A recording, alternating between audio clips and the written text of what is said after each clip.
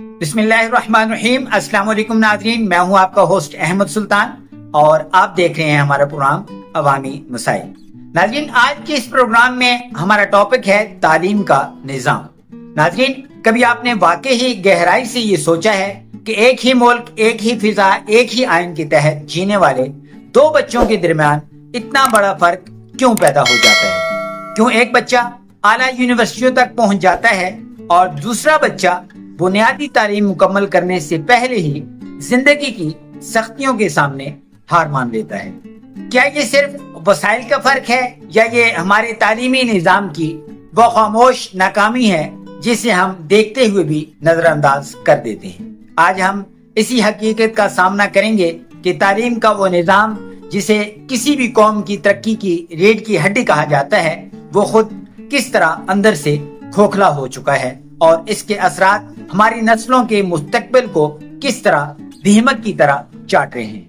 नाज़रीन, तालीम महज किताबें पढ़ने या इम्तिहान पास करने का नाम नहीं, बल्कि ये एक मुकम्मल शऊर, एक फिक्री तरबियत और एक ऐसी रोशनी है जो इंसान को अंधेरों से निकालकर आगाही की तरफ ले जाती है। लेकिन जब यही तालीम महज नंबरों की दौड़ बन जाए, जब इसका मकसद सिर्फ डिग्री हासिल करना रह जाए, तो फिर वो तालीम नहीं बल्कि एक रस्मी अमल बन जाती है जिसका अमली जिंदगी से कोई ताल्लुक नहीं रहता। बदकिस्मती से आज हमारा निजाम इसी रस्मीपन का शिकार हो चुका है, जहां तलबा को सोचने, सवाल करने और तहकीक करने की तरबियत देने की बजाय इन्हें खामोशी से याद कराने का आदी बनाया जा रहा है। और यही वो लम्हा होता है जहां एक कौम की तख्लीकी सलाहियतें दम तोड़ देती हैं। अगर हम सरकारी तालीमी इदारों की बात करें तो वहां की सूरत हाल किसी से ढकी छुपी नहीं।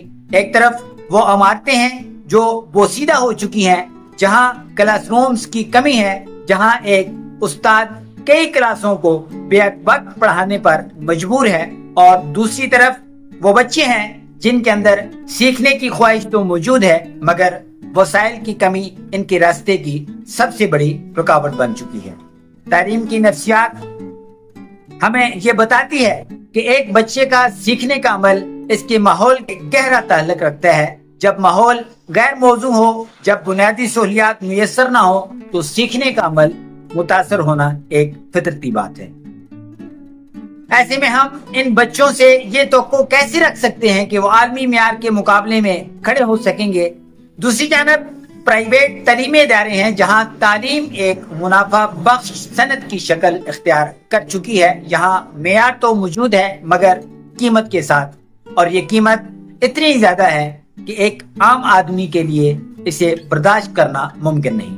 जो मुआशरा दो वाज़ेह तबकात में तकसीम हो चुका है, एक वो जिन्हें बेहतरीन मौके मुयस्सर हैं और दूसरे वो जो बुनियादी तालीम के लिए भी जदोजहद कर रहे हैं।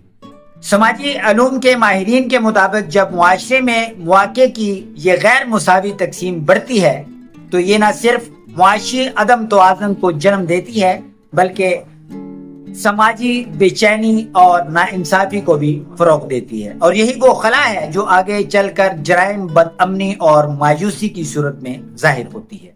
हमारे तालीमी निजाम की एक और बुनियादी कमजोरी इसका निसाब और तरीका तदरीस है। दुनिया आज तहकीक, तनकीदी सोच और मसला हल करने की सलाहियत को तरजीह दे रही है, जबकि हमारा निजाम अभी तक यादाश्त पर इन्हिसार कर रहा है।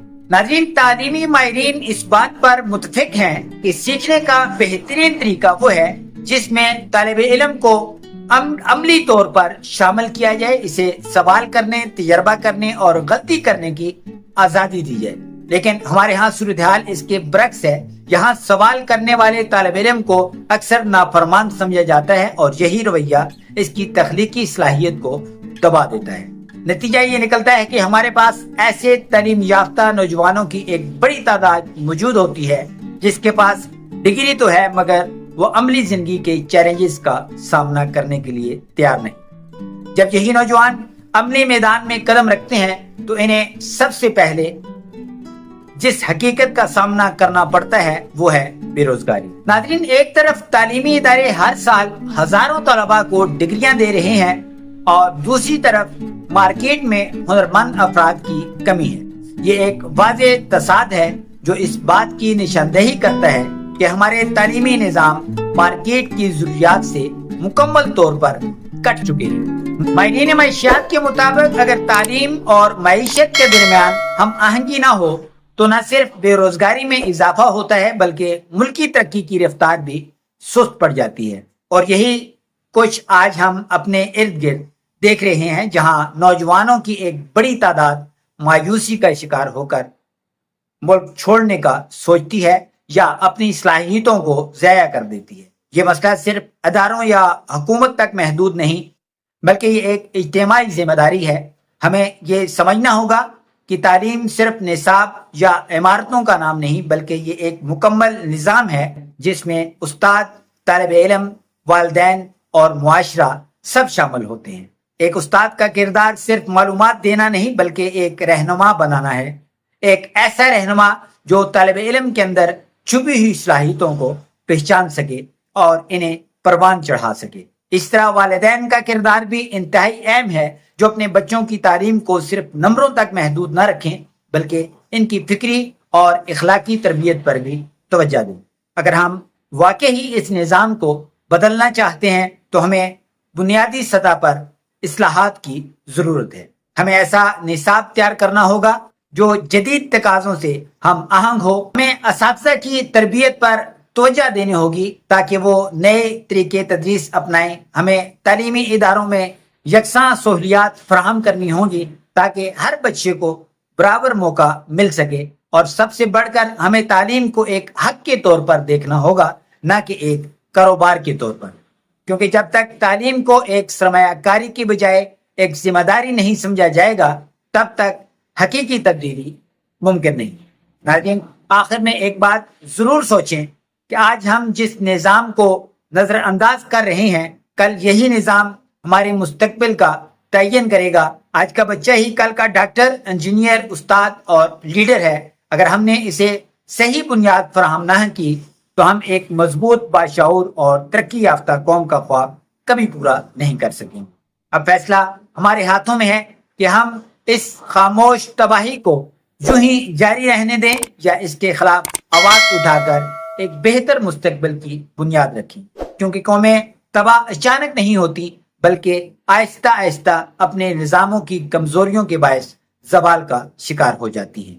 اور اگر ہم نے آج بھی آنکھیں نہ کھولیں تو کل شاید بہت دیر ہو چکی ہوگی۔ ناظرین، اگلے پروگرام تک کے لیے اپنے ہوسٹ احمد سلطان کو دیجیے اجازت۔ اللہ حافظ۔